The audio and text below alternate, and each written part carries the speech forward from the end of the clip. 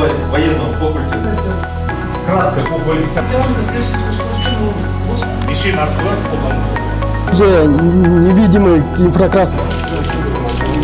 Бұл миымный, что антенна Қазіргі таңда сіздердің назарыңызға оптика электрондық құрылғыны ұсынғым келеді. Ол электрондық құрылғының мүмкіндігі ішінде орнатылған авторский өзінің линза бар. Ол линза инфрақызыл сәулелерін жинап, түнгі уақытта көруге көмектеседі.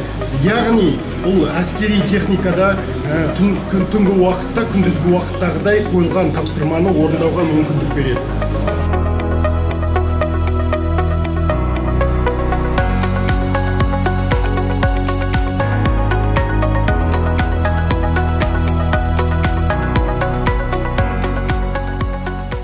Тарихта әскери спорт колледж 1 қыркүйекте ашылған болатын.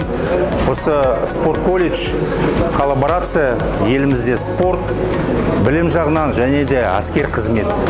Лифт деп айтуға болады. Қоғамға өте керек нәрсе.